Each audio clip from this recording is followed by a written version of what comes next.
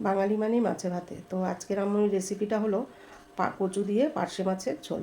তো পার্শে মাছগুলো একটু বড় সাইজেরই ছিল, তাই আমি কেটে দু টুকরো করে নিলাম। তারপরে সেই পার্শে মাছগুলো ভালো করে ধুয়ে নিলাম। ধুয়ে তাতে নুন হলুদ মাখিয়ে এদিকে পার্শে মাছগুলো আমি ভাজা বসিয়ে দিলাম। তার সাথে আমি রেডি করে নিলাম সর্ষে, কাঁচা লঙ্কা, আদা আর নুনের দিয়ে একটা পেস্ট। তারপরে মাছগুলো এদিকে আমার ভাজা কমপ্লিট হয়ে গেল। তার সেই তেলেই আমি দিয়ে দিলাম জিরে আর চেরা কাঁচা লঙ্কা ফোড়ন। ফোড়ন দিয়ে তাতে দিয়ে দিলাম কচু, আলু দিয়ে ভালো করে একটু ভেজে নিলাম সবজিটা। ভেজে নিয়ে তাতে নুন হলুদ দিয়ে দিলাম। তারপরে একটু নাড়াচাড়া করে তাতে আমার রেডি করা পেস্টটা দিয়ে দিলাম। এবারে তাতে দিয়ে দিলাম একটু জিরের গুঁড়ো, একটু ধনের গুঁড়ো, হ্যাঁ, দিয়ে তারপরে ভালো করে সেটা একটু নাড়াচাড়া করে নিলাম কিছুক্ষণ। তারপরে জল দিয়ে দিলাম। তারপরে জলটা যখন ফুটে উঠলো তাতে আমি দিয়ে দিলাম কিছু চেরা কাঁচা লঙ্কা। তারপরে মাছগুলো দিয়ে দিলাম।